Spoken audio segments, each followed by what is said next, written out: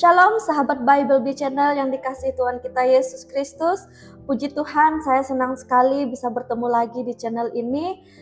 Saudara, hari ini saya ingin kita bersama-sama mendengarkan sebuah kisah hidup yang sangat nyata tentang bagaimana Tuhan bekerja dan mengubah hidup seseorang.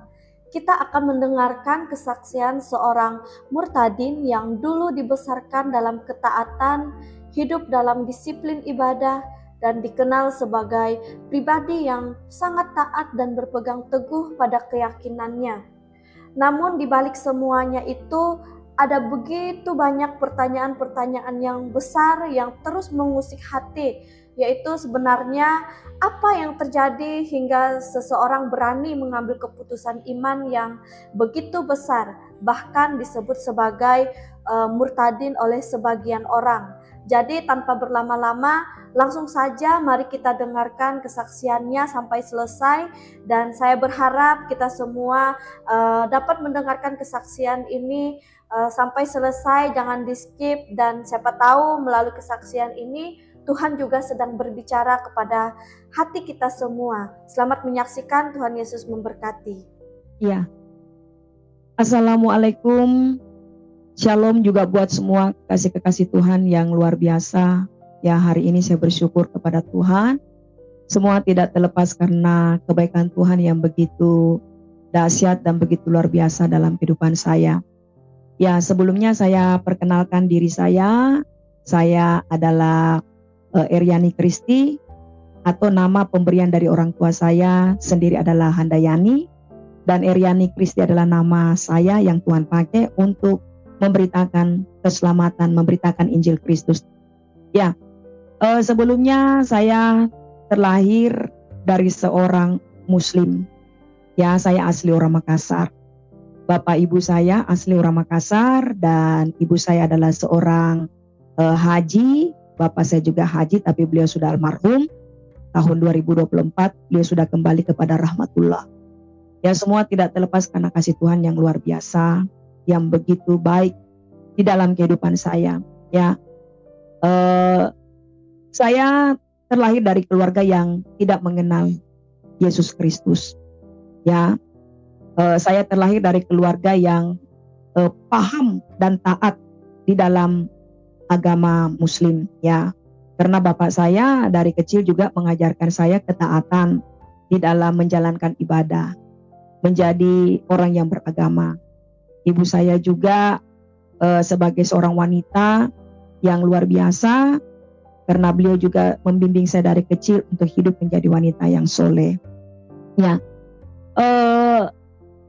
siapa yang pernah menyangka ya kalau ternyata bahwa rencana Tuhan itu memang indah. Ya, bukan berarti orang tua saya salah untuk mendidik saya, tidak. Bukan berarti ibu saya salah mendidik saya, tidak.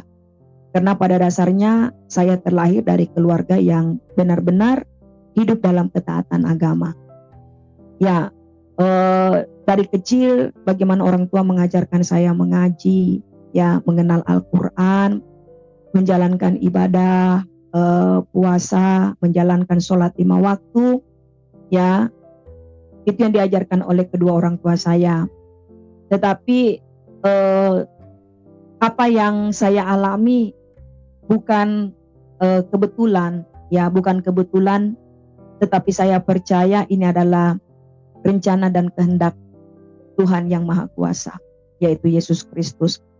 Ya, saya lahir besar di Makassar, ya, tapi di waktu saya masih usia kurang lebih sekitar 8 atau 9 tahun, orang tua saya meninggalkan kota Makassar. Lalu kami pergi merantau di salah satu kota yang ada di Sulawesi Tenggara, yaitu kota Kendari. Ya, nah di sanalah saya menghabiskan masa kecil saya di Sulawesi Tenggara. Ya, di sana saya bagaimana layaknya seorang anak kecil, ya, bermain, ya, menikmati masa-masa anak-anak, menikmati kehidupan sebagai seorang Muslim. Kalau sudah waktunya mengaji jam 4 sore, ya saya harus pergi mengaji. Ya, nanti selesai mengaji, sholat maghrib, baru saya pulang ke rumah. Itu ya, bukan berarti bahwa agama yang dulu salah dalam apa yang saya lakukan, tidak. Tetapi semua tidak terlepas dari kehendak Tuhan. Ya, semua tidak terlepas karena rencana Tuhan. Ya, karena siapa yang pernah tahu kalau kita bisa menjadi umat pilihan? Tidak ada yang pernah tahu. Bahkan saya juga tidak pernah terlintas di pikiran saya kalau ternyata saya bisa menjadi seorang pengikut Yesus Kristus. Nah, di masa kecil saya tinggal di daerah Oikumene, Jalan Oikumene, yang ada di daerah Mandonga, itu bertepatan di depan Korem 175. Nah, saya sekolah SD itu di Jalan Saranani. Ya, Jalan Saranani. Saya sekolah di SD Mandonga waktu pada saat itu. Nah, setiap saya pulang sekolah itu dari Jalan Saranani, ya dari Mandonga menuju ke rumah saya itu di Gang Oikumene, itu cukup jauh teman-teman ya, cukup jauh. Ya, kurang lebih sekitar 20 menit perjalanan ke sekolah dari rumah menuju ke dari rumah menuju ke tempat sekolah saya. Nah, setiap saya pulang sekolah, saya selalu mampir di gereja, ya. Karena di rumah saya itu kalau mau menuju ke rumah, saya harus ambil jalan kompas melewati gereja itu supaya saya bisa lebih cepat sampai di rumah. Karena kalau saya lewat jalur utama, itu jauh. Jadi saya lewat jalan kompas, saya lewat dari Masjid Al-Kausar, lalu saya masuk lagi ke Ganggang, akhirnya ketemulah dengan gereja. Nah, kalau saya capek pulang dari sekolah, itu saya suka mampir di gereja itu. Ya, saya suka mampir di gereja itu, berteduh, duduk, ya. Karena kan perjalanan dari sekolah lumayan, 20 menit. Nah, kadang biasa saya tidak tahu ya apakah itu pastor, apakah itu gembala, karena kan saya Muslim, saya tidak tahu itu. Tapi setiap kali saya pulang dari sekolah, ya, saya suka mampir di gereja itu. Kalau saya mampir di gereja itu, nah itu ada bapak, ya saya belum tahu waktu itu kalau dibilang namanya pendeta atau pastor, saya belum tahu. Nah, bapak ini selalu keluar dari gereja itu kasih saya minuman, kasih saya air putih, kasih saya coklat, kasih saya permen, seperti itu. Nah, saya dengan teman-teman saya yang lain, ya bukan cuma saya sendiri, jadi teman yang satu arah dengan saya, kalau pulang dia kita selalu mampir, dikasihlah kita permen, kasih coklat, kasih minuman Fanta gitu kan. Nah, waktu di zaman itu kan ya minuman-minuman kayak seperti Fanta itu hanya dimiliki orang-orang yang berkelas, orang-orang yang punya duit, ya. Nah, contoh kayak seperti saya ini dulu yang hidup dengan latar belakang yang sederhana, ya. Jarang sekali kita minum seperti itu, saudara kekasih ya. Ini juga sebenarnya lucu juga ya. Karena saya sendiri di masa kecil itu saya bisa kenal minuman-minuman seperti itu Fanta ya dari gereja tersebut, seperti itu ya. Jadi saya setiap kali saya pulang sekolah, saya bilang sama teman-teman saya, nanti kalau kita pulang sekolah kita mampir yuk ke gereja. Itu bapak-bapak itu suka kasih kita Fanta, suka kasih kita permen, suka kasih kita coklat. Jadi saya senang mampir. Jadi setiap pulang sekolah saya mampir di gereja itu. Bapak itu pasti sudah menyediakan semuanya. Nah, saya tidak tahu kalau inilah yang menjadi kehendak Tuhan ya, saya tidak tahu. Nah, seketika itu saudara kekasih ya, kehidupan saya seperti biasa, saya jalani seperti biasa, sebagaimana layaknya seorang anak remaja, sebagai seorang wanita muslimah, seperti itu saya melakukan sholat, saya melakukan ibadah saya, ya karena itu yang diajarkan orang tua saya, ya karena orang tua saya itu mengajarkan bagaimana kita itu menjadi orang yang taat dalam agama, yang pertama. Kedua, ya kalau wanita muslim itu harus paham dan mengenal Al-Quran. Dari kapan? Dari kecil. Jadi saya itu di usia 6 tahun, 7 tahun itu sudah diajarkan dengan yang namanya paham agama, hidup saleh dengan membaca Al-Quran atau rutin mengaji setiap hari, setiap waktu. Bahkan menjalankan sholat juga iya. Menjalankan sholat juga iya. Nah seperti itu. Tapi saya sedikit juga rasa kecewa dengan orang tua saya. Ya, beliau sudah almarhum, tapi ini bagian dari kisah hidup saya. Saya bukan menjelekkan orang tua, tapi inilah kesaksian dan pengalaman hidup saya. Ya, saya kecewa dengan bapak saya di masa kecil saya. Ya, jadi bapak saya itu mengajarkan saya bagaimana saya harus menjadi wanita yang soleh, menjadi wanita yang beragama, wanita yang taat kepada Al-Quran. Itu semua saya lakukan. Tapi saya lihat dari kehidupan bapak saya, ternyata tidak demikian. Seperti itu. Ternyata tidak demikian. Jadi saya adalah anak dari istri kedua dari bapak saya. Bapak saya itu namanya Abdul Hamid Shobirin. Bapak saya namanya itu Abdul Hamid Shobirin, tapi beliau sudah almarhum, saudara kekasih ya. Nah, bapak saya itu memiliki istri 3, ya. Tapi yang saya tahu waktu di masa kecil saya itu bapak saya cuma punya istri 2, yaitu istri pertama dan ibu saya istri kedua. Seperti itu. Nah, seperti biasa di masa-masa kecil saya, ya, saya terus aktif di dalam pengajian, aktif di dalam majelis masjid, ya, bukan majelis masjid, istilahnya remaja masjid, ya. Saya aktif di remaja masjid, ya. Jadi kalau misalnya jam 4 sore saya sudah pergi di musola, saya sudah mengaji. Jadi nanti saya pulang itu kalau sudah maghrib, karena itu yang diajarkan sama bapak ibu saya. Nah setelah saya tahu kalau ternyata bapak saya punya istri lagi, punya istri ketiga, tanpa sepengetahuan saya, tanpa sepengetahuan ibu saya, disitulah saya ada rasa kecewa kepada bapak saya. Saya ada rasa benci kepada bapak saya gitu, karena siapa sih yang gak sakit hati kalau orang tua kita disakiti, apalagi ibu saya. Karena ibu saya itu adalah orang yang paling sabar, pertama. Kedua, ibu saya itu orang yang selalu mengajarkan saya, mengajarkan saya ibadah, mengajarkan saya bagaimana saya harus menjadi wanita yang soleh, ya, wanita yang mengenal agama, mengerti Al-Quran, seperti itu. Nah satu ketika saat menjelang Natal, saya tidak tahu kalau hari itu adalah puncak kemarahan bapak saya. Saya tidak tahu kalau hari itu adalah puncak kemarahan bapak saya.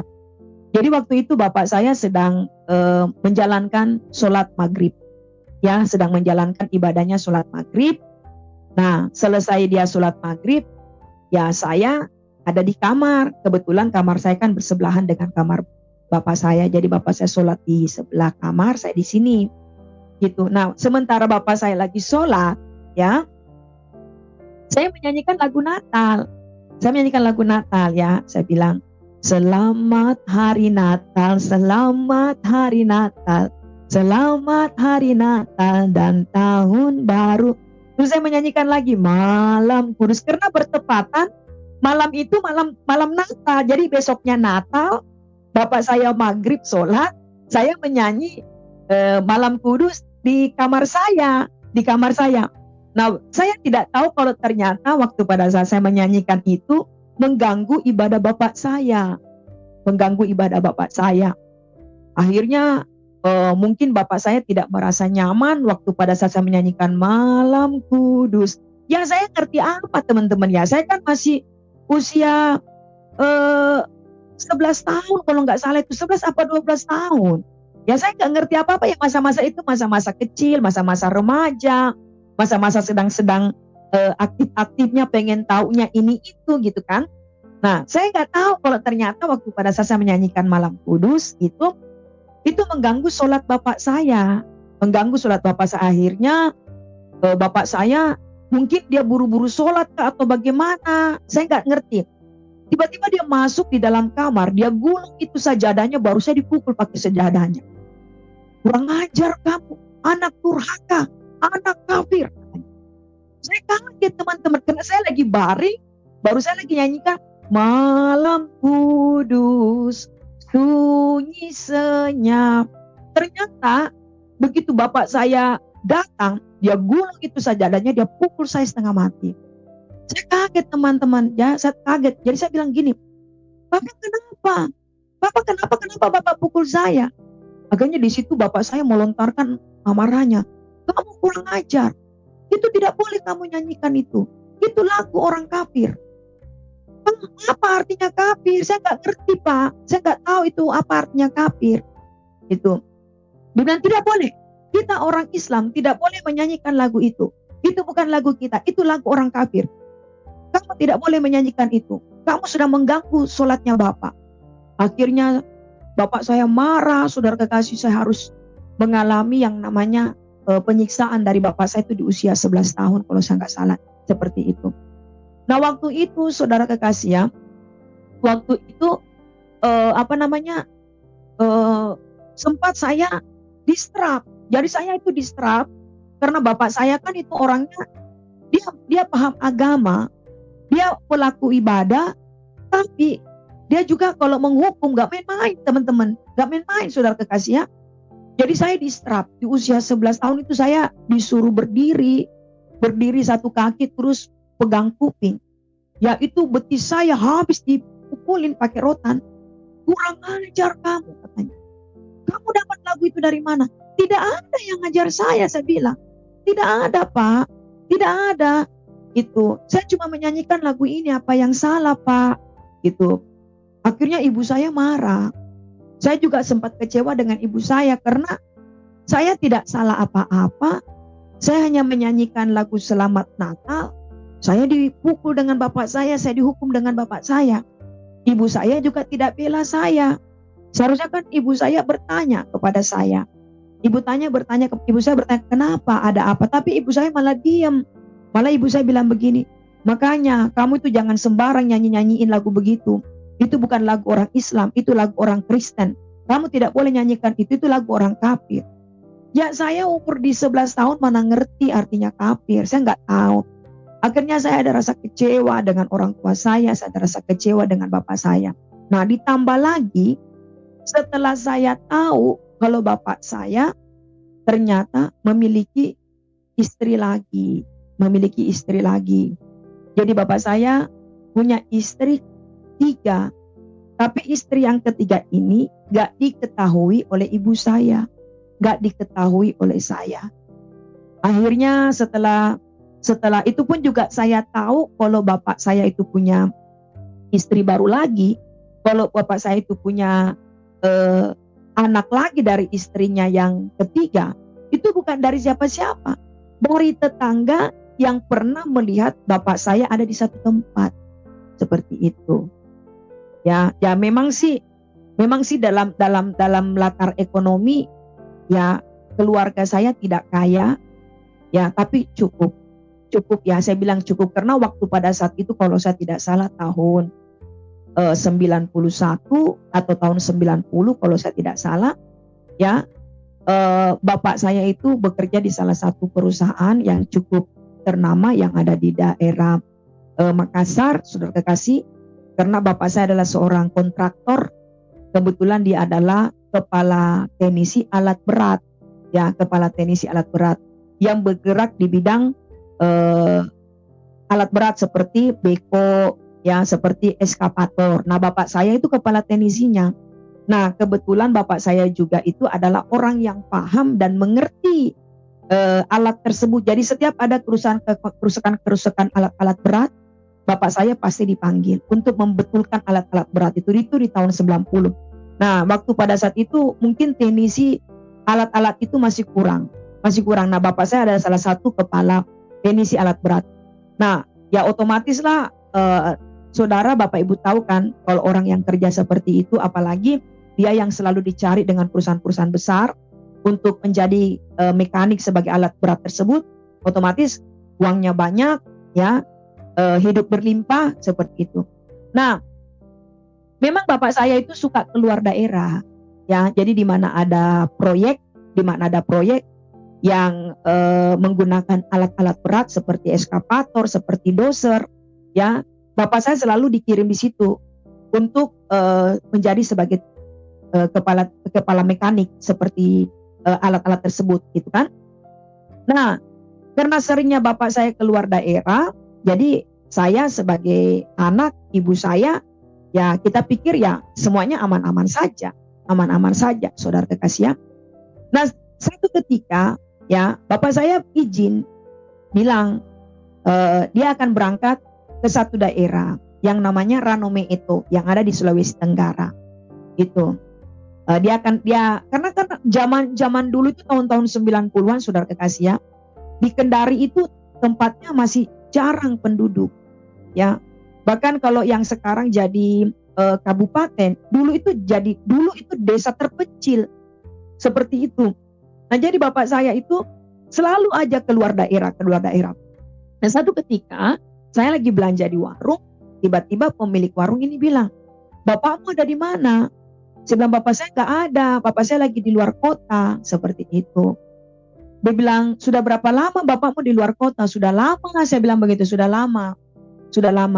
"Oh begitu, benar bapakmu di luar kota?" "Iya, bapak saya di luar kota, nggak pernah pulang, karena memang bapak saya kalau keluar kota itu ya bisa sampai 1 bulan, 2 bulan, kadang untung kalau seminggu dia datang, kadang berbulan-bulan baru datang gitu kan."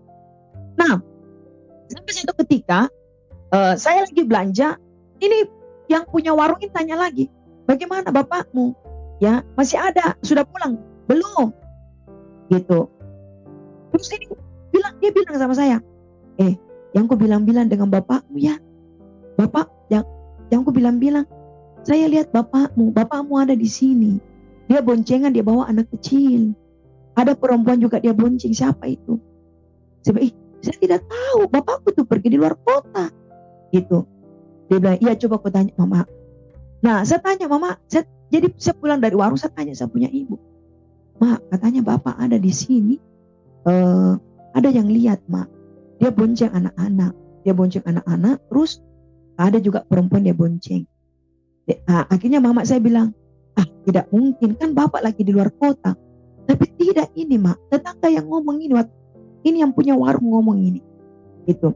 Dan satu ketika ya saya pergi sekolah, kebetulan kan jarak sekolah saya dengan kantor bapak saya ya itu cukup dekat teman-teman, ya kurang lebih kurang lebih sekitar 1 kilo atau satu setengah kilo lah kurang lebih ini ya, karena saya sudah lupa waktu pada saat itu, tapi dekat lah dari sekolah dengan kantor bapak saya, itu dekat sekali. Jadi mama saya kasih saya tugas ya. Mama saya kasih saya tugas begini, "Nah, kalau kamu pulang sekolah, coba kau mampir di tempat kerjanya bapakmu. Ya, kamu nggak usah cari bapakmu. Tanya saja sama security atau satpam, bilang, 'Bapak, ada Pak Hamid.' Kalau dia bilang ada, ya sudah kamu pulang." Gitu. "Oh begitu mak?" "Iya." Ya mana saya ngerti, kan saya usia waktu itu masih 12-13 tahun saudara kekasih ya. Gak ngerti apa-apa. Nah, jadi waktu pada saat saya ikutilah perintahnya mamaku. Saya pulang sekolah, saya mampir di tempat kerjanya saya punya bapak. Nah, saya tanya sama satpam, "Pak, saya mau tanya Pak, ada Pak Hamid?" Karena bapak saya kan namanya Abdul Hamid Sobirin. "Ada Pak Hamid." Dia bilang, "Oh, adik apanya?" Dia bilang, "Saya anaknya." "Oh, ada di dalam, Pak Hamid lagi kerja, lagi bongkar alat berat," gitu kan. "Kenapa, mau dipanggilkan bapaknya?" Saya bilang, "Enggak usah, saya cuma mau lihat saya punya bapak." Saya pulang, saya ngadu sama saya punya mama. Ternyata waktu saya ngadu sama saya punya mama saya emosi, marah. Dia bilang, "Berarti ini bapakmu bohong. Bapakmu ini sedang berbuat jahat sama kita, dia bohongi mama." Ya, nggak nyangka bapak seperti itu. Gitu. Nah, akhirnya saya bilang, saya disuruh lagi pergi di warung, coba aku pergi tanya di warung ini. Saya disuruh belanja sama saya punya mama, saya tanya lagi sama yang punya warung, "Kita lihat saya punya bapak di mana?" Nah yang punya warung ini ngomong, bapakmu tinggal di sini, rumahnya ini, ada istrinya namanya ini, ada anaknya lahir. Ya, ini kebetulan waktu itu anaknya saya punya bapak itu sudah tiga, berarti kan sudah lama ini pernikahannya bapak saya dengan istri ketiga, cuma tidak bilang-bilang gitu. Nah, saya kasih tahu saya punya mama, saya pulang, "Mak, bapak itu tinggal di sini, Mak. Ada istrinya katanya. Dia tinggal di ini, rumahnya ini. Nah, istrinya baru sudah melahirkan." Benar saudara kekasih. Akhirnya saya datang ke sana. Saya datang ke sana sama saya punya mama. Benar, diperkokilah bapak saya di dalam rumah itu. Di dalam rumah itu benar ada istri, ada anak 3, yang ketiga itu masih bayi, ya. Nah, terus ada bapak saya di situ. Kemungkinan waktu pada saat itu bapak saya baru pulang kerja karena pakaiannya masih pakai baju katerpak, ya. Masih pakai baju katerpak apakah ya, itu yang baju orang proyek itu yang panjang kan gitu ya. Nah, gitu. Akhirnya ributlah mama saya dengan bapak saya. Ribut, marah besar. Ya, bapak saya bukan bela mama saya, malah bapak saya mengusir saya dengan mama saya. Dia usir saya di depannya istri muda bapak saya. Dia usir saya di depan istri mudanya. Dia usir mama saya. Baru saya hampir mau dipukul dengan bapak saya.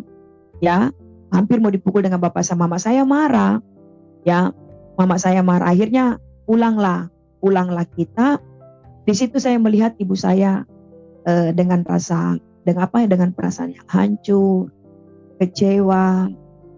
Pokoknya dengan berbagai, ya saudara tahulah kalau misalnya perempuan yang disakiti, ya saya ikut merasakan penderitaan ibu saya. Ya, saya kalau lihat sebenarnya ini bagian dari masa lalu yang membuat saya luka, kecewa dengan orang tua, gitu ya. Dan saya ikut merasakan penderitaan ibu saya. Nah, satu ketika disitulah tidak ada kebahagiaan dalam keluarga kecil ibu saya. Sejak ketahuan kalau bapak saya punya istri 3, ya, tidak bilang-bilang dengan ibu saya, seperti itu. Saya juga sebagai seorang anak yang tidak mengerti apa-apa, bapak saya ikut membenci saya. Disitulah saya kecewa. Saya kecewa padahal bapak saya mengajarkan saya bahwa saya harus menjadi orang yang soleh. Saya harus menjadi orang yang jujur. Saya harus menjadi orang yang mengerti agama, ya, melakukan ibadah. Karena itulah yang menjadi pahala saya untuk saya bisa masuk dalam surga, kata bapak saya. Tapi setelah saya lihat itu, disitulah dimulai awal dari penderitaan saya bersama keluarga. Karena bapak saya meninggalkan masa kecil saya, ya, dan tidak bertanggung jawab terhadap saya dan ibu saya. Jadi artinya saya 4 bersaudara itu benar-benar ditelantarkan dengan bapak saya. Akhirnya saya kecewa dengan bapak saya. Saya kecewa sejak hari itu bapak tidak lagi membiayai kehidupan kami. Ya, yang tadinya saya cukup, ya, cukup untuk apapun, cukup untuk makan pun cukup. Bahkan saya ingat saudara kekasih, di usia 11 tahun waktu pada saat itu bapak saya sudah punya mobil hardtop. Ya, bapak saya sudah ada punya mobil hardtop.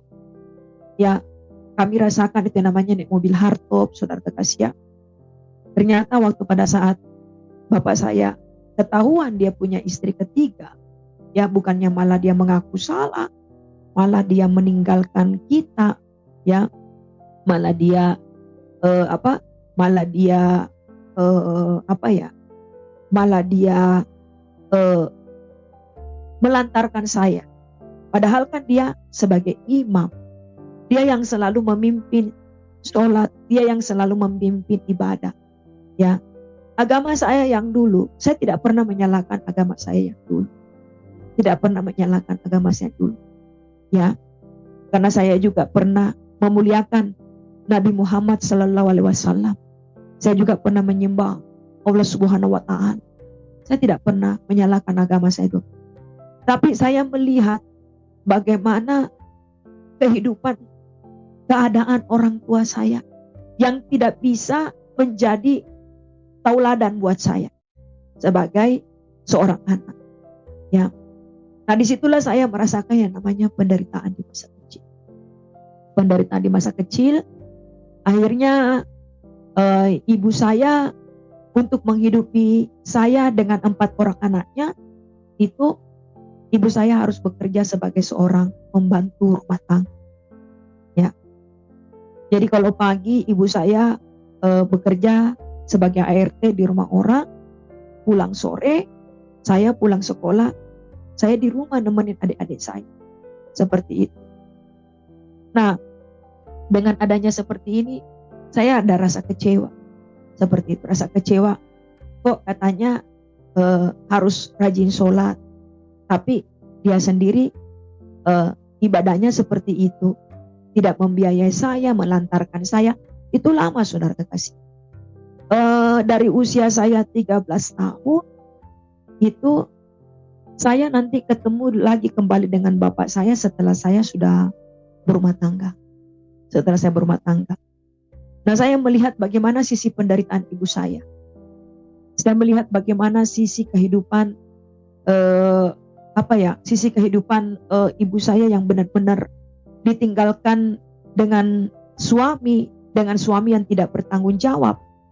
Jadi bapak saya tuh hanya menghidupi anaknya dari istri pertama dan istri ketiga. Jadi saya dari istri kedua, 4 orang bersaudara perempuan semua, justru kami yang diterlantarkan. Saya yang diterlantarkan dari masa kecil saya. Jadi ibu saya yang banting tulang. Ya. Bapak saya hilang. Ya. Dia tidak menafkahi, tidak memberikan tidak menyekolahkan saya. Tapi ibu saya yang benar-benar berjuang untuk mendidik saya, untuk menyekolahkan saya sampai saya benar-benar selesai. Dan lalu setelah itu saya melihat saya kecewa. Ya. Ditambah dengan keadaan yang sangat menyedihkan sekali, ya saudara kekasih. Nah disitulah ya satu ketika saya bertemulah dengan seorang suami ya yang sekarang menjadi pasangan hidup saya. Ya saya cuma 1 kali bersuami ya. Saya punya anak ya, dan luar biasanya lagi sebelum saya menjalani kehidupan saya dengan suami saya ya, saya sempat berdoa sama Allah Subhanahu Wa Taala. Saya bilang begini, ya Allah, tunjukkanlah saya jalan yang lurus. Saya ingat dulu saudara kekasih, kalau saya sholat kan saya selalu membaca surat Al-Fatihah. Di sholat rakaat yang pertama, baik rakaat yang kedua, rakaat yang ketiga, rakaat yang keempat, baik dalam sholat Isya, sholat subuh, sholat maghrib, sholat asar, sholat lohor, saya selalu membaca surat Al-Fatihah. Ya, saya selalu berdoa, saya bilang Bismillahirrahmanirrahim, Alhamdulillahirabbil alamin, Ar-Rahmanirrahim, Malik yaumiddin, iyyaka na'budu wa iyyaka nasta'in, ihdinas siratal mustaqim. Saya selalu berdoa itu kasih. Ya. Nah, saya bilang di dalam doa saya itu, saya bilang, Tuhan, ya Allah, berikanlah kami jalan yang lurus. Ya. Lepaskanlah kami dari penderitaan hidup. Saya kasihan dengan mama saya, ya Allah, saya bilang, mama saya itu menderita karena ulah bapak saya. Ya, tapi seperti rasanya saya itu tidak ada tertutup gitu. Tertutup, tidak ada yang tidak ada yang seperti itu, kayaknya jauh sekali ya. Jauh sekali saya rasa. Ya. Bahkan apa yang saya doakan itu tidak menjawab, ya. Nah, sampai satu ketika saya bilang begini, sebenarnya saya capek dengan hidup begini, ya Allah. Ya, saya kasihan dengan mama saya, ya Allah. Bapak saya itu tidak bertanggung jawab. Tolong mama saya. Seperti itu. Saya tidak mau mama saya menderita. Saya tidak mau mama saya mati tulang dari pagi sampai sore hanya untuk menghidupi saya, sedangkan bapak saya di sana orang yang berkecukupan, ya, orang yang berkelimpahan seperti itu. Akhirnya saya bilang sama mama saya, "Mak, bapak itu tidak bertanggung jawab. Ya, dia suruh saya menjadi anak yang soleh. Dia suruh saya menjadi anak yang menjadi pelaku ibadah. Dia suruh saya anak yang rajin beribadah. Tapi bapak sendiri pembohong. Bapak larang saya menjadi orang pembohong. Bapak suruh saya menjadi orang yang jujur. Tapi bapak sendiri pembohong. Bapak itu pembohong. Buat apa bapak sholat kalau bapak itu pembohong?" Tapi ibu saya bilang begini, "Biarkan Mina, sabar fokus saja. Banyak fokus saja beribadah. Semoga Allah buka jalan." Gitu. Sebenarnya tidak, Mama. Saya harus cari suami yang tidak seperti bapak. Saya tidak mau cari suami seperti bapak. Bapak itu jahat, saya bilang. Bapak terlantarkan kita. Bapak capek-capek banting tulang, capek-capek menghidupi saya. Sedangkan bapak pergi dari semuanya itu. Akhirnya di tahun 2000, ya, sebelum tahun 2000 ya, saya ketemulah dengan seorang laki-laki yang asli orang Makassar. Ya, ketemu dengan laki-laki yang orang asli orang Makassar. Nah, waktu saya ketemu dengan dia benar-benar mau memilih saya untuk menjadi pasangan hidupnya. Ya, dia mau memilih saya untuk menjadi pasangan hidupnya. Walaupun memang latar belakang suami saya bukan terlahir sebagai seorang orang yang takut Tuhan, orang yang hidup dalam ketaatan, tapi karena dia itu peduli gitu loh, peduli dengan saya punya kehidupan, peduli dengan saya punya ibu, seperti itu ya. Nah, akhirnya saya menikah sama dia. Ternyata waktu saya menikah dengan dia, saya tidak direstui dengan keluarganya. Karena saya hidup miskin. Ya, saya hidup miskin. Sedangkan dia dari keluarga yang tidak kaya tapi berpendidikan. Dia keluarga tidak kaya tapi berpendidikan. Mereka keluarga yang cukup dihormati di kampung itu. Jadi orang-orang di kampung itu mereka lihat itu keluarga suami saya keluarga terpandang. Seperti itu. Nah, waktu saya menikah dengan suami saya, ya mereka tidak merestui. Mengapa? Karena pertama, saya dari latar belakang keluarga yang tidak mampu hidup dengan kemiskinan seperti itu. Bukan karena miskin, karena bapak saya itu tidak tanggung jawab meninggalkan saya dari masa kecil saya demi perempuan yang ketiga gitu loh. Sedangkan anak-anaknya dari istri pertama, dari istri kedua semuanya dibiayai. Dari istri pertama, istri ketiga semuanya dibiayai. Cuman saya nggak dibiayai. Mama saya, karena itu bapak saya sakit hati, dia kepergok. Kita datengin rumah istrinya, ternyata dia ada di sana. Jadi ketahuan bohongnya gitu loh. Ketahuan bohongnya bilanglah dia keluar kota, dia ke proyek. Dibilanglah dia ada proyek baru, ternyata dia pergi ke istri mudanya. Seperti itu. Padahal dia mengajarkan kepada saya harus rajin sholat, harus jadi wanita jujur, harus menjalankan ibadah. Ternyata dia sendiri pembohong. Dia sendiri tidak jujur dengan istri, dengan anak-anaknya. Malah waktu ketahuan bilang dia itu punya istri lagi, saya datang dengan, saya kan cuma menemani mama saya. Saya mana ngerti apa-apa. Di usia seperti itu ya saya sedang polos-polosnya ngomong. Ternyata itu dengan adanya yang terjadi itu bapak saya itu dendam sama saya. Karena dia menganggap pemicu dari semuanya ini sampai dia ketahuan itu dari saya. Ya memang karena kan tetangga yang pemilik warung itu sampaikan sama saya. Jadi saya di usia seperti itu harus ngomong dong dengan mama saya. Karena saya sayang dengan mama saya. Nah satu ketika ya saya ketemulah dengan ini suami. Akhirnya saya menikah saya tidak direstui dengan keluarganya. Karena keluarganya itu orang yang terpandang, orang yang terhormat. Karena dia orang yang berpendidikan. Ya, karena keluarga suami saya itu ipar saya yang pertama seorang angkatan, yang kedua bekerja di bank BCA, yang ketiga suami saya sendiri bekerja di salah satu perusahaan yang cukup ternama yang ada di Makassar, yang keempat ipar saya kerja di pertambangan minyak di Kalimantan. Pokoknya orang yang hebat lah. Kalau saya bilang ya, menurut saya bilang. Karena tetangga-tetangga juga di dekat keluarga suami saya itu, mereka cukup menghargai mereka, gitu. Mereka cukup menghargai keluarga suami saya.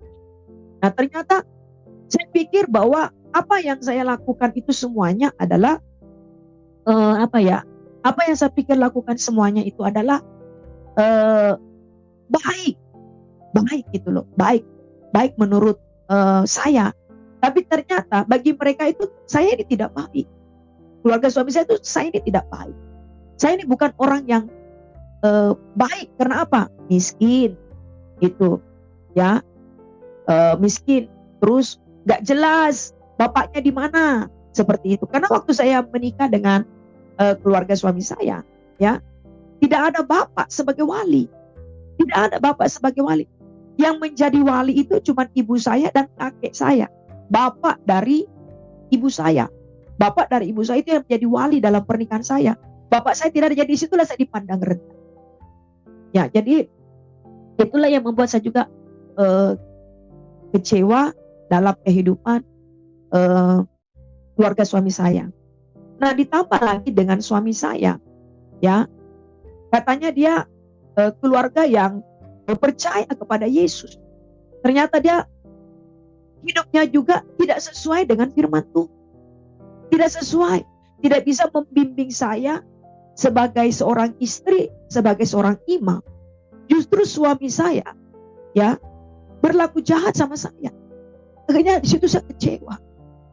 Saya kecewa dengan bapak saya kecewa dengan ibu saya, ya, karena yang memutuskan untuk percaya kepada Yesus itu adalah saya sendiri, ya, melalui perjumpaan saya pribadi bersama Yesus. Jadi waktu pada saat tahun 2000 saya berjumpa pribadi bersama Kristus. Waktu itu saya memiliki begitu banyak kekecewaan dalam hidup saya, ya, terutama yang buat saya kecewa itu adalah siapa? Bapak saya. Karena dia yang menjadi panutan saya. Dia yang selalu memimpin sholat, memimpin ibadah. Ada sholat berjamaah di rumah kami. Bahkan dia ya waktu pada saat bulan Ramadan, ya, dia yang selalu bawa saya untuk pergi sama-sama. Ayo sama-sama dengan Bapak. Kita semua pergi pergi sholat taraweh. Kita pergi sholat taraweh. Kita sama-sama dengan Bapak. Tapi kok ternyata seperti itu Bapak saya. Akhirnya saya kecewa. Saya kecewa dengan bapak kandung saya. Saya kecewa dengan saudara-saudara satu bapak. Saya kecewa dengan ibu saya juga waktu saya memutuskan untuk mengikut Yesus. Saya kecewa juga dengan suami saya. Karena dia sebagai suami tidak bisa menjadi panutan dalam hidup saya. Tidak bisa menjadi panutan. Akhirnya saya memiliki kesendirian, ya, terpisah dari semua, terpisah. Terus ketika itu saya belum ketemu, saya belum ketemu dengan bapak saya, belum. Belum saudara kekasih ya. Nah sampai satu ketika ya saya bilang, saya capek, saya lelah Tuhan. Ya, saya bosan dengan begini. Ini beban terlalu berat. Ya, penderitaan ini terlalu berat buat saya. Saya tidak sanggup. Ya, saya tidak sanggup. Nah di tahun 2000 itu, disitulah perjumpaan saya pribadi bersama Yesus Kristus. Disitulah perjumpaan saya pribadi bersama Yesus Kristus. Jadi waktu saya berjumpa pribadi bersama Yesus, saya melihat ya saya itu seperti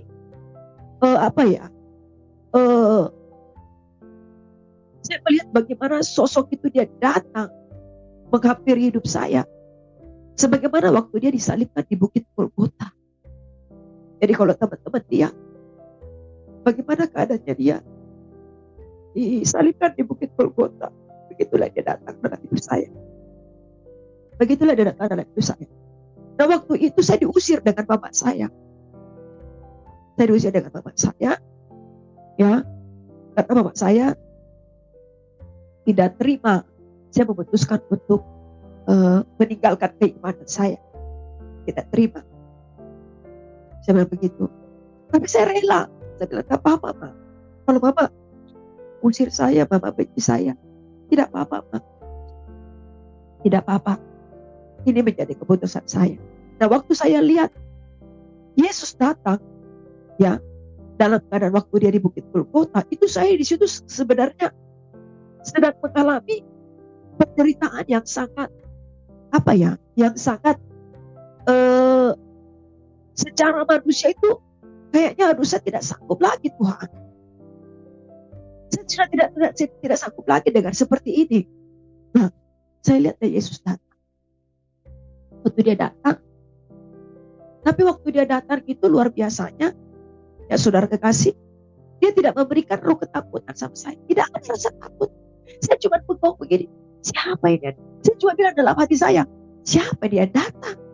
Siapa ini? Itu. Saya bengong. Kenapa saudara kekasih ya? Begitu dia berdiri di depan saya tuh tersungkur, langsung tersungkur di kakinya. Ya, saya ini tangan kanan saya. Ya, saya langsung pegang itu kaki yang berlubang paku. Saya lihat itu kakinya lubang paku. Saya lihat saudara kekasih. Itu saya pegang itu kakinya lubang paku. Saya bilang, Tuhan ampuni saya. Ampuni dosa saya. Ampuni dosa kedua orang tua saya. Ampuni dosa suami saya. Ampuni dosa orang yang membenci saya. Seperti itu. Nah, waktu pada saat saya tersungkur itu, ini saya lihat tangan, saya menengok ke atas begini, saya lihat dia, ya. Itu matanya. Mata yang memandang saya itu mata yang penuh kasih. Itu mata yang memandang saya itu mata yang penuh cinta. Ya, saya merasakan bahwa ya, kok ada sesuatu gitu yang selama ini saya tidak dapatkan, kok ada sama dia gitu. Kok ada sama dia. Gitu. Saya melihat bahwa ya Tuhan, waktu saya tersungkur di kakinya, sebab Tuhan ampuni saya, ampuni dosa saya, ampuni dosa suami saya, ampuni dosa orang tua saya, keluarga suami saya, ampuni dosa orang yang menghina saya Tuhan. Itu saya lihat tangan yang berlubang paku. Waktu saya menengok ke atas, saya lihat itu matanya. Kalau mau diungkapkan ke saudara kekasih, sulit kalau saya bercerita. Sulit sekali. Karena apa ya? Ini sesuatu yang membuat saya ada yang berbeda gitu loh. Ada yang berbeda dan ada yang selama ini ya, yang selama ini yang saya rasakan itu dalam penderitaan, dalam kesusahan, ya, dalam kepahitan, kecewa dengan orang tua. Saat saya bertemu dengan Yesus itu sepertinya saya merasakan bahwa dia begitu mencintai saya, bahwa dia itu begitu sayang sama saya. Nah, saya lihat tangan dia berlubang paku. Tangan itu Waktu saya menengok ke atas, tangan itu menjamah saya, kepala saya 3 kali. Sampai hari ini tuh saya masih rasakan, saudara. Dia kasih begini saya 3 kali. Dia bilang begini, anakku, aku mengasihi. Anakku, aku mengasihimu. Aku mengampuni orang tuamu. Aku mengampuni anakku. Dan aku mengampuni suamimu dan orang yang membenci. Ketika itu teman-teman, saya merasakan bahwa cinta itu luar biasa. Cinta itu saya rasakan bahwa ada hal yang berbeda dalam diri saya. Saya rasakan jamahannya, saya rasakan pandangannya, saya rasakan ucapannya sampai hari ini itu saya rasakan. Ya, seketika itu saudara kekasih, saya bilang, Tuhan, selamatkan saya. Dia bilang, anakku, aku menyelamatkan. Aku mengampuni dosa. Saya Tuhan. Seketika itu saudara kekasih, saya bilang, Tuhan, ya, saya bilang, Tuhan, saya tidak pernah menyangka kalau saya bisa ketemu dengan Engkau. Nah, sampai satu ketika ya, perjumpaan pribadi ini membuat saya ingin cari tahu siapa dia. Ya, perjumpaan ini membuat saya ingin cari tahu siapa itu dia yang saya jumpai. Karena saya tidak pernah kenal dia. Saya tidak pernah tahu dia. Siapa itu yang saya jumpai. Jadi saya coba cerita perjumpaan saya ini kepada siapapun yang saya temui. Ya, siapapun yang saya temui, saya coba cerita. Saya bilang, saya sudah ketemu Yesus. Saya sudah ketemu Yesus. Saya sudah ketemu Yesus. Tapi saya dianggap orang gila, saudara kekasih. Bagaimana mungkin katanya kau ketemu dengan Yesus? Kita ini tidak mengenal Yesus. Gitu. Kita tidak tahu itu siapa itu Yesus. Yesus itu Tuhannya orang Kristen. Karena orang Makassar kan begitu, teman ya. Yesus itu Tuhannya orang Kristen. Kita tidak kenal Yesus. Saya bilang, kau itu orang gila. Kau pongor kau. Saya bilang, tidak, saya sudah ketemu Yesus. Saya sudah ketemu Yesus. Dia bilang, tidak, kau topongor. Jadi saya dibilangin, saudara kekasih, orang gila. Jadi siapapun saya ketemui, saya dibilang, mereka itu tidak percaya dengan kesaksian saya. Dan satu ketika, ya, saya pergilah di dalam satu gereja. Saya tidak tahu, karena saya belum pernah ke gereja kan. Ya, saya pergilah ke dalam satu gereja. Nah, waktu di dalam gereja itu, saya duduk paling belakang. Setelah saya pulang dari gereja, saya bilang sampai itu pendeta, saya datang di sini, saya mau cari Yesus. Siapa dia itu yang saya temui? Siapa itu dia? Saya ingin kenal dia, saya bilang. Terus dia bilang gitu pendeta, siapa yang kamu temui? Bila saya ketemu orangnya begini, ada tangan, ada tangannya, ada lubang paku. Saya lihat itu badannya itu kayak apa ya? Saudara pernah lihat itu? Saya tidak tahu itu apa, darah atau apa. Tapi saudara pernah lihat itu darah yang kering yang tinggal di badan itu kayak sudah bukan warna kulitnya itu sudah bukan tidak bersih begini karena mungkin itu bagaimana ya teman-teman lihatlah bagaimana waktu dia itu disalibkan di Bukit Golgota, begitu di keadaannya saya temui. Sulit untuk saya membicarakan. Sulit karena apa ya? Tidak bisa saya bicarakan itu dengan apa ya, karena yang jelas bagaimana keadaannya dia itu di Bukit Golgota, bagaimana keadaannya dia waktu dia mau mengalami penyaliban, begitulah yang saya alami, begitulah perjumpaan itu. Jadi saya bilang, siapa itu saya temui? Saya cerita sama pendeta bilang, oh itu Yesus. Saya bilang, siapa itu Yesus? Ya, mereka bilang itu Tuhan kami. Tapi kan saya tidak mengerti. Saya tidak tahu. Saya pergi lagi terus. Saya cari dia. Saudara, berapa tahun saya cari dia itu? 13 tahun. 13 tahun dan tepatnya itu perjumpaan pribadi itu di tahun 2000. Tahun 2001 ya.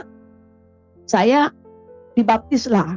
Saya dibaptis di gereja GPDI Bethesda yang ada di Makassar. Saya dibaptis di sana. Dan waktu saya dibaptis dengan yang baptis saya waktu itu Bapak Pendeta Da Costa. Ya, Bapak Pendeta dan gerejanya masih gereja lama, sekarang kan sudah direnovasi. Masih gereja lama, kursinya itu masih kursi kayu, ya. Nah, saya dibaptis di sana. Jadi kolam baptisnya itu ada di atas di mimbar. Saya ingat itu kolam baptisnya itu ada di mimbar. Saya dibaptis di situ. Jadi ini mimbar, di bawah mimbar itu ada kolam. Disitulah saya dibaptis. Nah, waktu saya dibaptis sama pendeta tersebut, ya, memang pendeta ini baptisnya Bapak Pendeta Dakus tadi bilang apa? Oh, tidak usah pakai nama baptis, tidak usah nih, ya. Namamu ini nama yang diberikan oleh orang tua. Ya, namamu ini namamu yang bagus ini diberikan sama orang tua. Nah, melalui namamu ini nanti kamu banyak memenangkan jiwa. Saya belum mengerti waktu pada saat itu memenangkan jiwa seperti apa, bagaimana itu dibilang namanya menginjil. Saya belum tahu seperti itu. Nah, jadi sejak perjumpaan pribadi saya bersama Yesus di tahun 2000, lalu saya dibaptis di tahun 2001, disitulah saya terus belajar firman Tuhan. Ya, saya belajar firman Tuhan. Ya, tapi saya belum mengerti. Ya, di mana ada pemuritan, saya masuk. Di mana ada persekutuan, pendalaman Alkitab, saya di situ juga masuk. Tapi saya belum mengerti. Nah, tiba saatnya itu saya mengalami namanya pergumulan rumah tangga. Pertama, pergumulan rumah tangga, bagaimana suami saya, ya, tidak jauh beda itu sikapnya dengan bapak saya. Ya, cuman bedanya bapak saya menikah, kalau suami saya tidak menikah, cuma main-main, senang bermain-main wanita. Wanita itu jadi tempat permainannya dia. Gitu. Karena mengapa? Ya, saya menyadari waktu pada saat itu memang suami saya, ya, dia bekerja di salah satu perusahaan, dia adalah salah satu supervisor termuda. Supervisor yang yang saya bilang yang bertalenta, yang berbakat lah waktu pada saat itu. Saya belum mengerti apa itu dibilang namanya talenta. Yang berbakat, yang terbaik itu. Jadi segala fasilitas dari kantor itu diberikan sama perusahaan, diberikan sama suami saya. Nah, itulah yang membuat saya kecewa dengan suami saya. Dan pada akhirnya saya bergumul sama Tuhan, karena suami saya juga orang yang selain dia juga orang yang suka ke night club, suka berpesta pora, suka menghambur-hamburkan duit seperti itu kan. Nah, saya kecewa dengan suami saya. Saya kecewa, suami saya juga bukan apa yang saya harapkan ternyata tidak demikian. Dia juga tidak bisa menjadi pribadi yang bisa membuat saya hidup bahagia seperti itu. Nah, dan pada akhirnya ya saya memilih untuk bercerai. Saya memilih untuk bercerai karena saya sudah tidak kuat dengan perlakuan suami saya tidak kuat dengan sikap suami saya menggugat dia perceraian, saya menggugat dia di Pengadilan Tinggi Makassar. Saya ajukan perceraian, ya. Nah, waktu saya ajukan perceraian, memang suami saya tidak pernah menghadiri setiap sidang. Suami saya tidak pernah menghadiri setiap sidang, ya.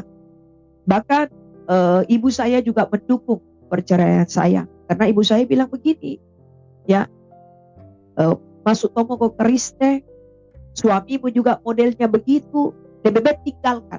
Karena ibu saya sudah punya masa lalu dengan suaminya. Jadi ibu saya juga itu sakit hati dengan laki-laki yang macam model seperti itu. Nah, saya juga setelah saya tahu bilang suami saya begitu, saya juga kecewa dengan suami saya. Saya tinggal. Saya bilang, bagaimana dengan anak-anakku, Mak? Tidak apa-apa, anak-anakmu tetap hidup dengan Mama. Kamu fokus bekerja, kamu fokus hidup, menata karir, sebelah begitu. Nah, jadi saya gugat suami saya bercerai. Waktu saya gugat, ternyata di setiap sidang dia tidak pernah hadir. Dikasih disurati dari pengadilan, surat itu tidak pernah dibalas. Disurati dari pengadilan menyurat ke rumah orang tuanya juga tidak pernah membalas. Itu. Nah, akhirnya saya kecewa dengan suami saya. Kecewanya lagi, yang harusnya itu kehidupan anak-anak saya harus ditanggung sama dia. Tunjangan hidup, tunjangan untuk kebutuhan anak-anak semuanya diambil sama dia. Saya sudah tidak boleh lagi meninggalkan rumah yang kita tempati. Akhirnya saya pulang ke rumah orang tua saya. Akhirnya anak saya terbagilah. Ada yang ikut di mertua saya, ada yang ikut ibu saya. Nah, tapi saya dengan keadaan ini saya tidak kuat. Saya tidak kuat. Saya juga sakit hati karena justru keluarga suami saya, ya, terutama dari pihak keluarganya dia mendukung juga kalau suami saya mau menikah dengan dengan wanita lain. Itu. Nah, akhirnya sudah saya memutuskan untuk berpisah karena saya tidak sanggup tinggal di Makassar. Saya tidak sanggup hidup di Makassar dengan keadaan seperti itu. Saya sedih juga lihat kehidupan anak saya. Lagi saya tinggalkan kota Makassar. Saya wanita yang memiliki talenta. Yang pertama, ya, dulu waktu masa-masa di puncak di puncak kehidupan rumah tangga saya, suami saya orang yang memiliki karir dengan kedudukan yang bagus, ya, waktu pada saat itu, ya, bukan saja sebagai seorang ibu rumah tangga, tetapi saya kursus kecantikan, saya kursus potong rambut, seperti itu. Saya kursus, saudara kekasih, ya. Karena saya jadi gini, di luar kesibukan suami saya, dia tidak peduli sama saya ambillah hal yang positif. Dengan apa? Dengan ikut begitu banyak kegiatan-kegiatan positif, termasuk kursus kecantikan, sekolah kecantikan, dan juga sekolah hairstylist, ya, potong rambut. Jadi saya punya talenta untuk make up, untuk memotong rambut, punya talenta seperti itu. Nah, setelah saya gugat suami saya, nah, inilah bekal saya untuk mencari hidup, memenuhi kebutuhan anak saya yang ada sama saya. Karena yang ada sama suami, dibiayai sama suami, dihidupi dengan suami, karena suami sudah menarik semua tunjangan hidup saya. Nah, saya kerjalah di salah satu salon yang cukup ternama yang ada di Makassar. Ya, saya kerja, tapi dengan gaji yang cukup di bawah standar, tidak mencukupi kebutuhan anak saya, karena anak saya kan saya titip di ibu saya.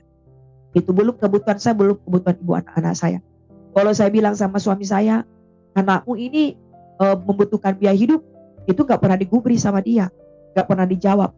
Jadi kalau saya tidak salah itu ada 2 tahun kurang lebih itu saya tidak dinafkahi oleh suami saya, tidak dinafkahi secara jasmani, karena kita sudah tidak serumah, kita sudah pisah tempat seperti itu. Nah, akhirnya saya adalah salah satu owner salon bilang begini, kamu mau nggak pergi di salah satu kota yang ada di daerah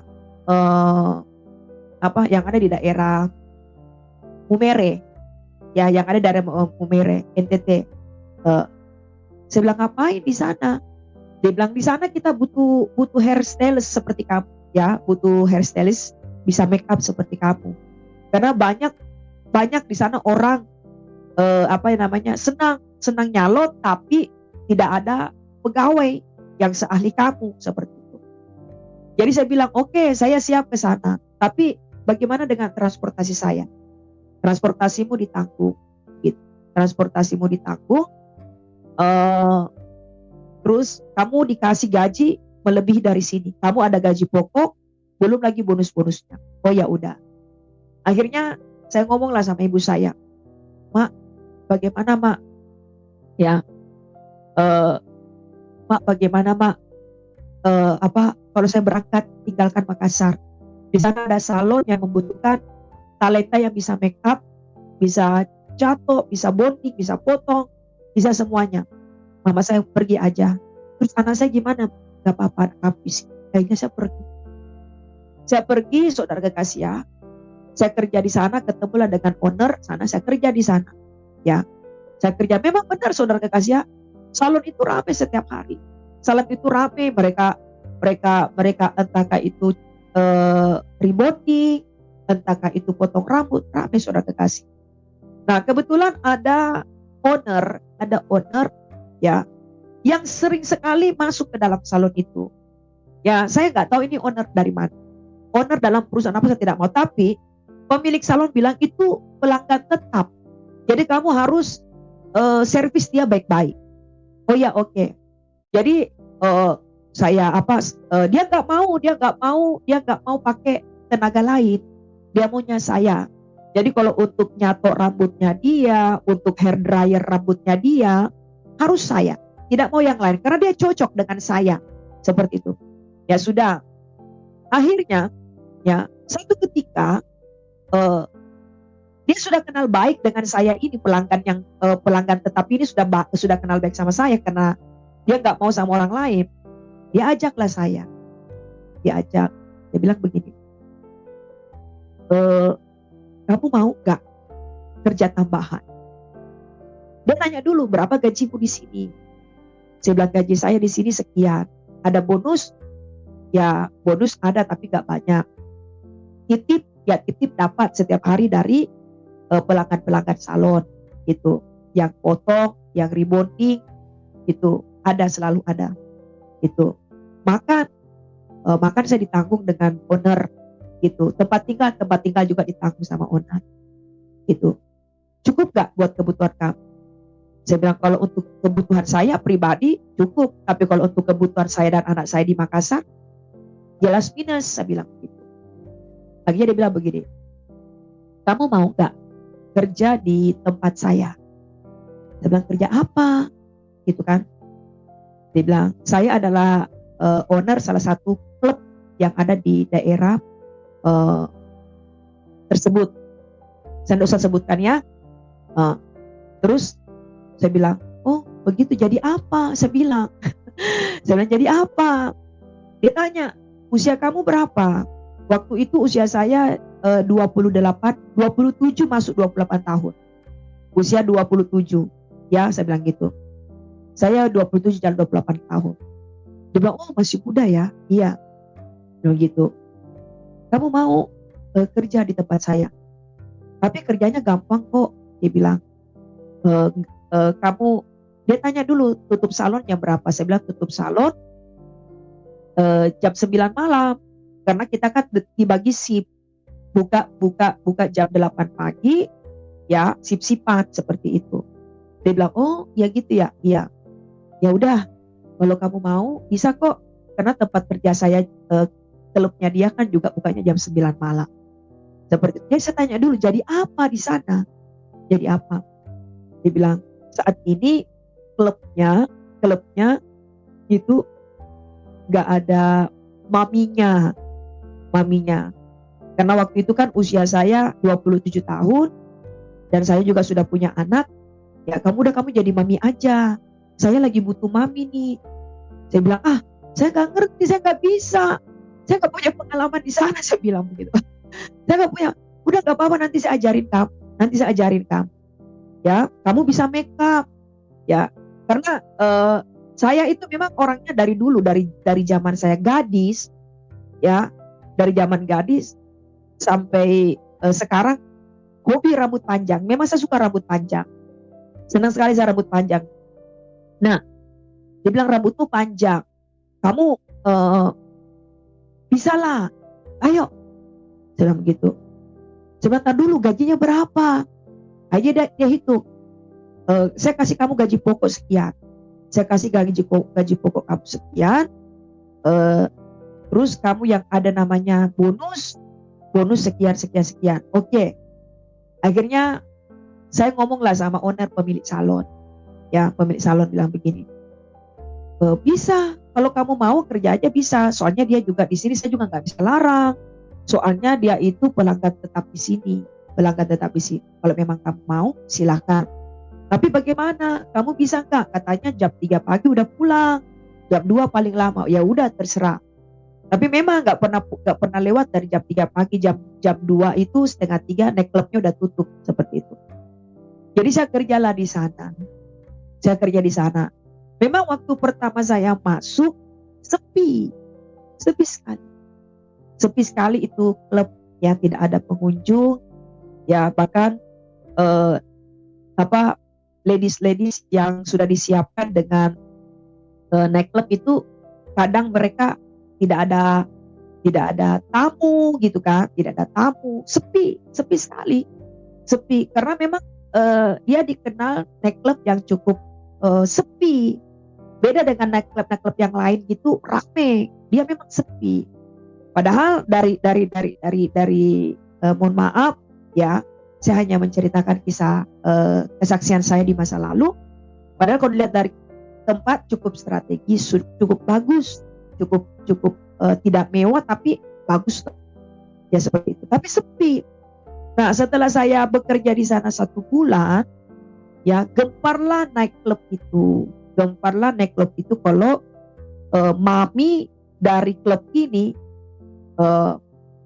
ya dulu kan masih muda, dulu masih umur 27 tahun, belum ada mengkerut, body masih bagus, belum gemuk begini ya.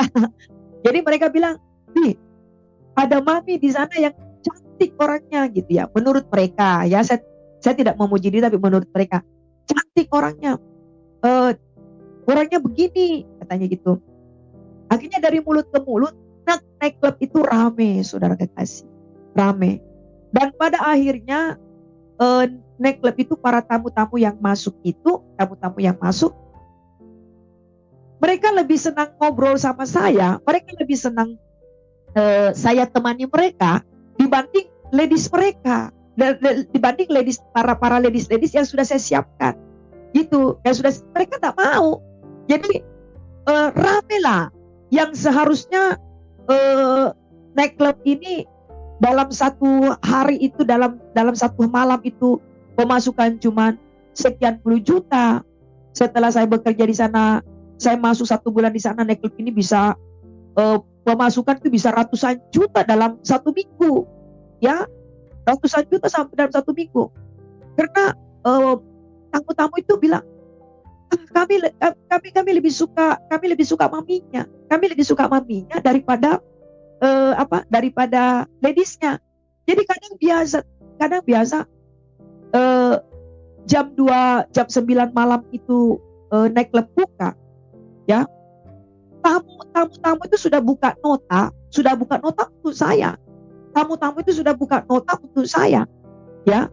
Jadi jam bookingan yang harusnya diterima oleh ladies itu semuanya ke saya semua. Tapi saya juga tidak mau bekerja sendiri. Saya berusaha untuk menawarkan ini ladies room ini, saudara kekasih. Saya berusaha untuk menawarkan. Jadi bagaimana pintar-pintarnya saya merayu tamu itu supaya ladies ini juga mereka dapat uang seperti itu. Seperti itu. Ya memang jujur selama saya kerja di nightclub itu rame, terus dalam 1 minggu itu bisa dapat sampai ratusan juta, ya.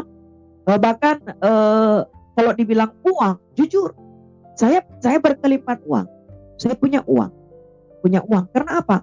Belum tip saya dari tamu, belum gaji saya dari nightclub. Saya punya gaji pokok dari nightclub, ya. Pertama, terus kedua, ladies yang di booking itu sama tamu, ya. Mereka kalau dapat tip dari tamu, mereka juga bagi ke saya. Belum lagi tuh bonus-bonus dari minuman-minuman seperti itu. Jujur, secara pribadi saya uang berkelipat. Itu ibu saya jor-jorin duit. Ibu saya butuh berapa uang? Ibu saya telepon, mama anakmu butuh uang sekian, saya kirim. Anakmu butuh uang, saya kirim. Ya, karena apa? Saya punya penghasilan 2. belum di night club saya yang melebihi dari gaji saya kerja di salon, belum gaji saya di salon. Sedangkan pemilik salon, ya, pemilik salon, dia kasih fasilitas spesial buat saya. Kalau tamu yang datang ke salon hanya khusus untuk yang cari saya. Kalau di luar itu saya tidak boleh pegang. Itu bos saya. Akhirnya saya berkelimpahan, uang banyak. Saya lupa dengan suami saya, pokoknya saya sudah lupa dengan masalah saya. Saya lupa dengan kehidupan saya di Makassar. Ya, jadi tamu-tamu yang dari klub-klub yang lain itu kepada tempat saya. Gitu, tempat saya. Bahwa ada mami yang is the best, ya. Ada mami yang is the best di klub ini. Orangnya begini, wow, begini, pokoknya itulah. Nah, satu ketika, ya, namanya saya kerja di klub malam, otomatis saya terpengaruh dong dengan lingkungan. Saya minum, saya merokok, jujur. Ya, saya minum, saya merokok karena keadaan lah. Padahal saya bukan perokok, saya bukan peminum. Karena saya menghadapi setiap tamu-tamu yang menawarkan rokok, menawarkan minum, akhirnya saya ikut minum. Akhirnya saya minum. Dan satu ketika, ya, saya mabuk berat. Saya mabuk. Saya pulang. Saya sampai di mes. Saya bilang, kok saya seperti ini ya? Ya, saya seperti ini. Saya masuk di toilet. Ya, saya muntah-muntah. Terus saya nggak bisa berdiri di toilet. Saya nangis. Kok saya seperti ini sih?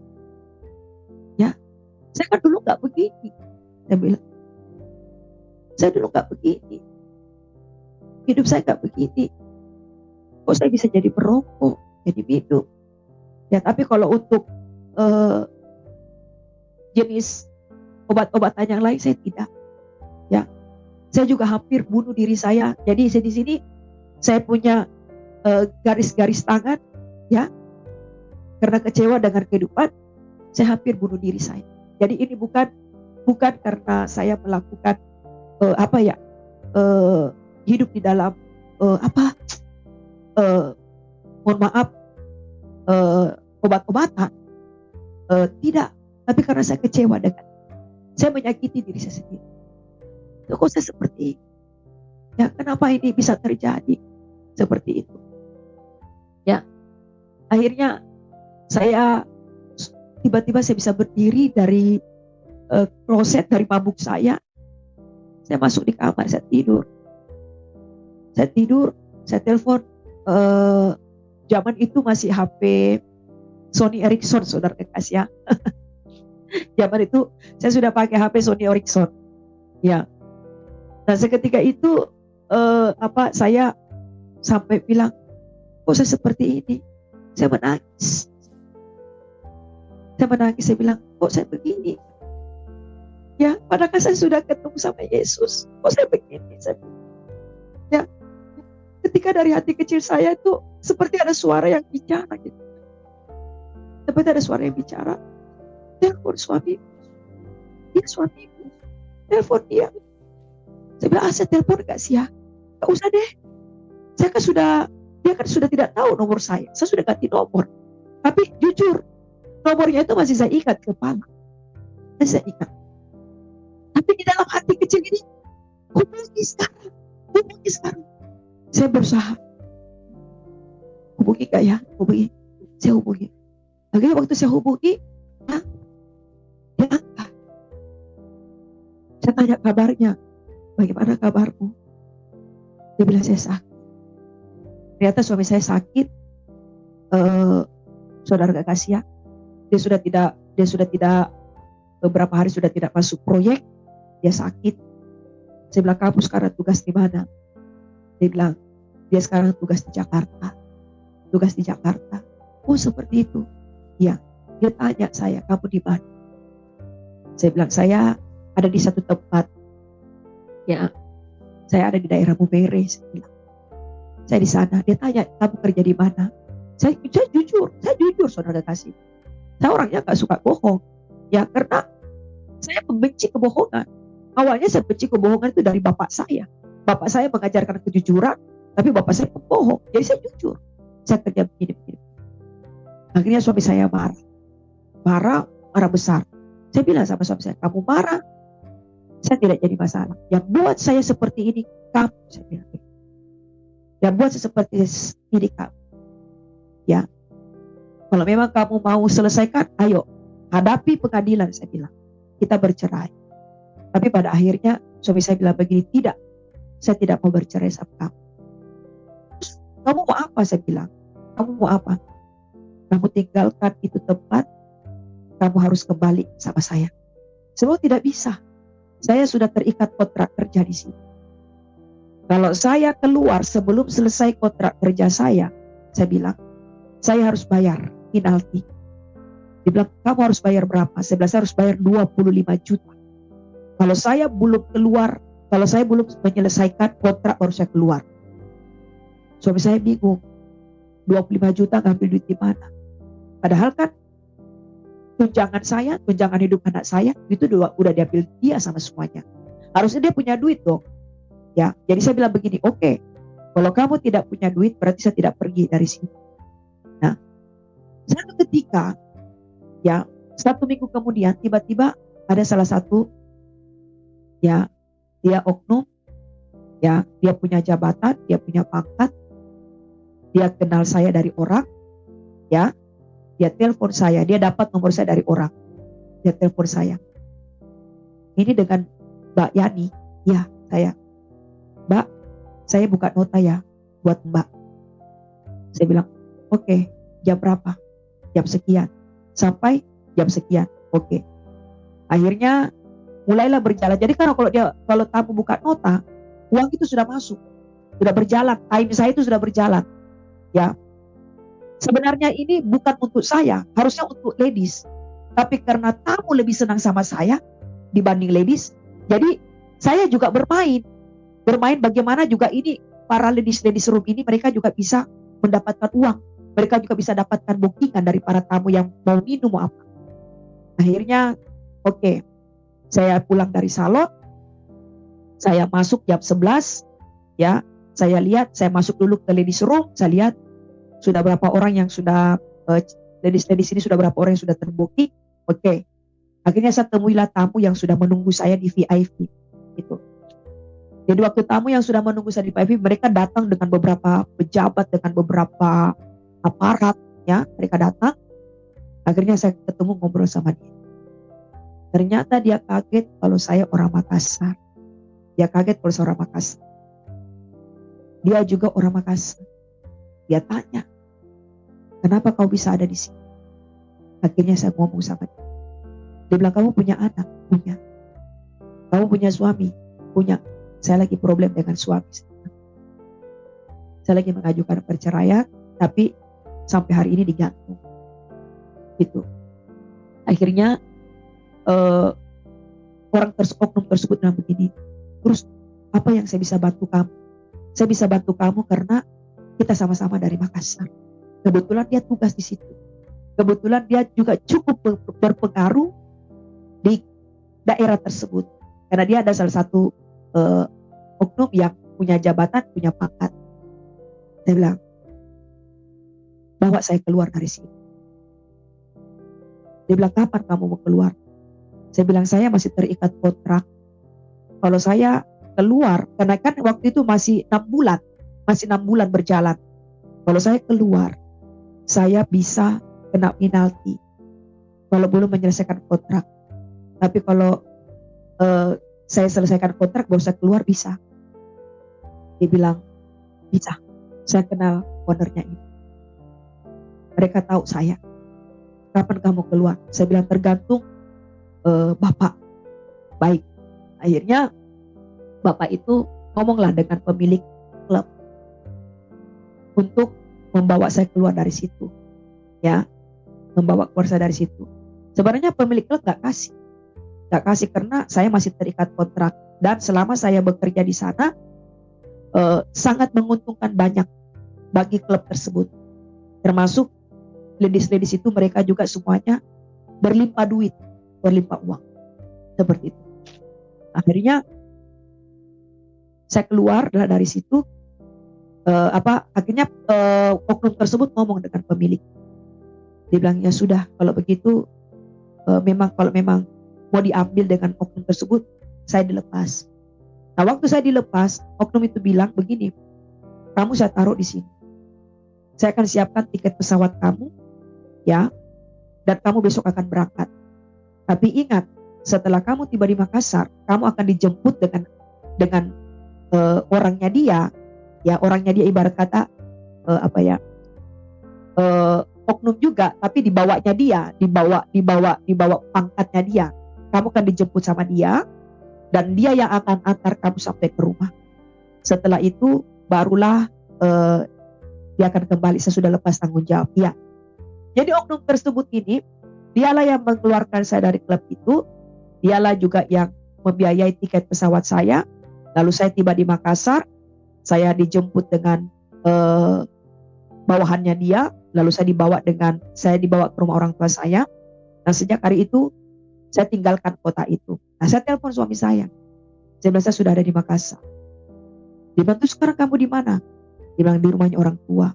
Tapi jangan berkomunikasi dengan saya di depan mama saya. Mama saya benci sekali sama kamu, saya bilang. Gitu. Ya sudah kalau gitu saya akan belikan kamu tiket, tinggalkan Makassar, kamu berangkat, ikut saya. Akhirnya saya berangkat, saya ikut dia, ya. Tapi saya pikir waktu saya ikut sama dia ada perubahan, tapi ternyata belum. Tapi di situ saya mulai belajar taat sama Tuhan. Saya mulai belajar taat sama Tuhan, saya setia dalam ibadah, saya mulai berdoa sama Tuhan. Nah tepatnya itu di tahun 2013, saya mengalami yang namanya pencurahan Roh Kudus. Disitulah saya mengerti firman Tuhan, karena firman Tuhan pertama kali yang disampaikan sama saya adalah apa?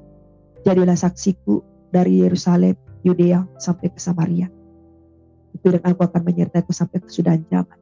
Sejak hari itulah saya terus belajar taat, setia, terus berdoa kepada Tuhan untuk memenangkan bagaimana suami saya itu menjadi orang yang takut Tuhan, meninggalkan dosa, meninggalkan kejahatan, meninggalkan segala kebencian, amarah itu. Dan puji Tuhan, 13 tahun itu saya berdoa sama Tuhan, suami saya menang. Dan suami saya menjadi orang yang takut Tuhan dan menjadi orang yang percaya Yesus, dan kami tidak jadi bercerai. Kami hidup kembali rukun dan sampai hari ini. Saudaraku yang dikasihi Tuhan kita Yesus Kristus, kesaksian yang baru saja kita dengar mengingatkan kita bahwa mengikut Tuhan Yesus itu bukanlah jalan yang selalu mudah. Dan ibu ini telah mengambil keputusan yang sangat besar dalam hidupnya. Sebuah keputusan untuk percaya kepada Yesus sebagai Tuhan dan Juru Selamat dalam kehidupannya.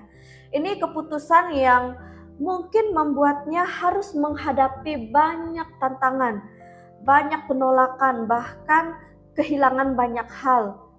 Namun justru disitulah kita belajar bahwa mengikut Yesus berarti kita juga harus siap memikul salib. Dan firman Tuhan berkata dalam Matius pasal 16 ayat 24 yang berbunyi demikian, lalu Yesus berkata kepada murid-muridnya, setiap orang yang mau mengikut aku, ia harus menyangkal dirinya, memikul salibnya, dan mengikut aku. Saudaraku yang diberkati Tuhan, kesaksian ini menunjukkan kepada kita bahwa ketika seseorang benar-benar mengalami perjumpaan dengan Tuhan, hidupnya tentu tidak akan pernah sama lagi. Tuhan sanggup mengubah setiap hati yang mau datang kepadanya, dan Tuhan sanggup memulihkan masa lalu dan memberikan hidup yang baru. Jika kesaksian ini memberkati dan menguatkan iman saudara, jangan simpan sendiri berkat ini. Bagikan video ini kepada keluarga, sahabat, atau siapa saja yang mungkin sedang membutuhkan penguatan iman hari ini. Dan jangan lupa untuk subscribe channel ini supaya lebih banyak lagi orang dapat mendengar kesaksian-kesaksian yang membangun iman dan melihat bagaimana Tuhan masih bekerja sampai hari ini. Kiranya melalui kesaksian ini semakin banyak hati yang dikuatkan, semakin banyak orang yang mengenal kasih Tuhan, dan semakin banyak jiwa yang dipulihkan. Tuhan Yesus memberkati kita semua. Shalom.